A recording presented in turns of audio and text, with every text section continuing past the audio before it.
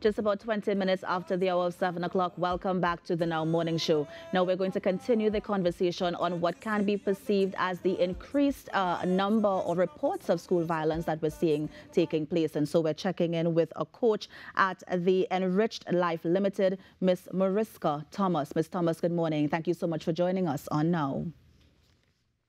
Hi, good morning. Thank you for having me. So we're continuing the conversation on school violence. We've been hearing that topic come up a lot, whether it be in Tobago, in Trinidad. And so I wanted to know, what are some of the main drivers we can say can be attributed to that perceived increase that we're seeing presently? So, before we go there, I'd like Tell to me. introduce everyone to me. I am a conflict resolution coach, and what I do is I assist individuals and organizations in the area of conflict resolution, stress management, and anger management. And anyone who wants to have assistance with these things, they can contact me at my Instagram handle, Maurishka_Thomas, or they can go to our website at enrichedlifelimited.com.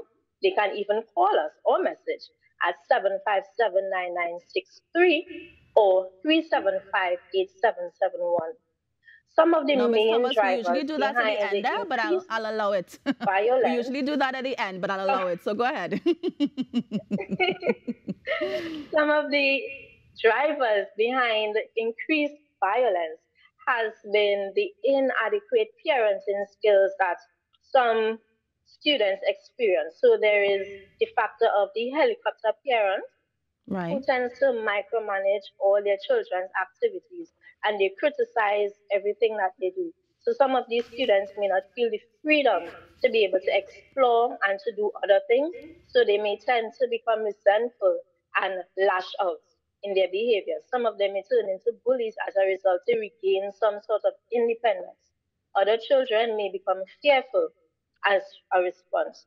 Then there are also the neglectful parents where it is students may tend to be growing up on their own, to their own rules, basically. So there are no boundaries or rules telling them what to do, how to do it. So they just go through doing anything that they desire.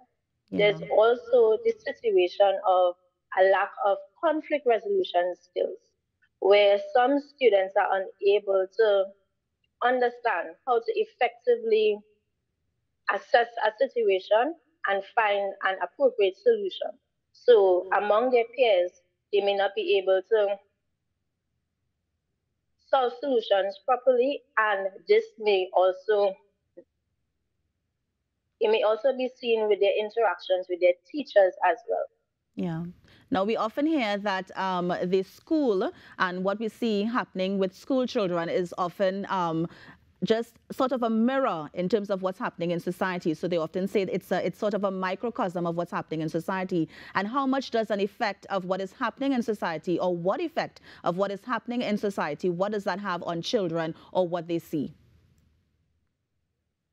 Listen, the environment that you are surrounded in, it definitely helps to shape you. There is this notion of nature versus nurture. And on the side of nurture, your environment definitely assists in shaping how you perceive some things. And in our environment now, with easy access to social media, students are seeing a lot of violence being displayed and videos are being filmed in the most gruesome manner.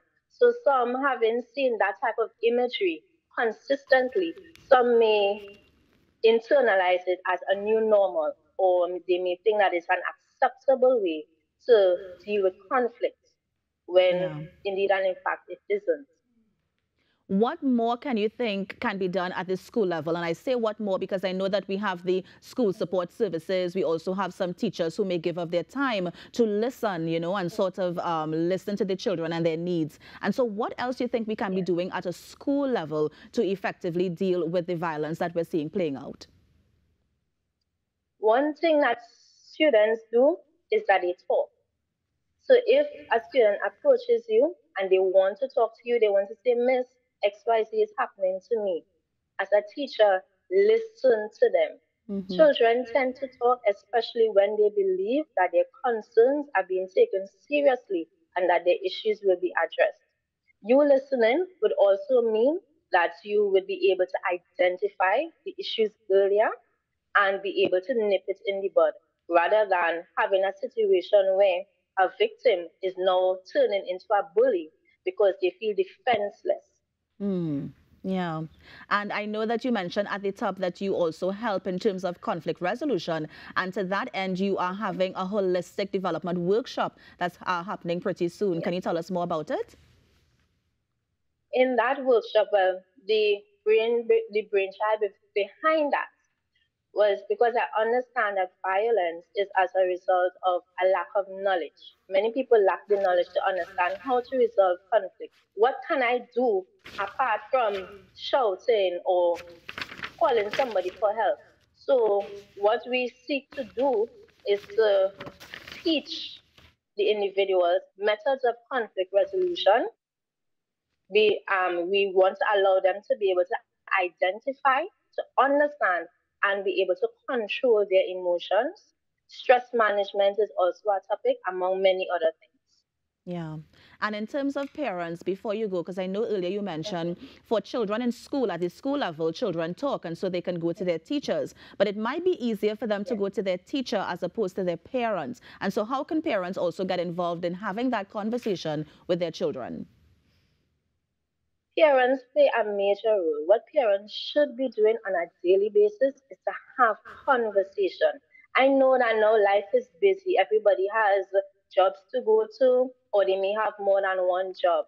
So they are very busy. But take time out from your busy schedule to talk to your children, talk to them about the risks, the consequences of their actions, get to know their friends, get to know Hmm. their teachers. That way, you would have an idea of the path that your child is taking, and you'd be able to remedy anything that you see that is not going to how you would like it to be, or to make a positive impact on society. Yeah. But Mariska, I also feel there's a thin line between being that involved parents and also being that helicopter parent, as you mentioned. So then how do you strike that balance in terms of giving them that independence, but also observing their behavior to understand what's going on with them? I think parents need at some point, yes, you ask them what is happening with them, you allow them to to express themselves.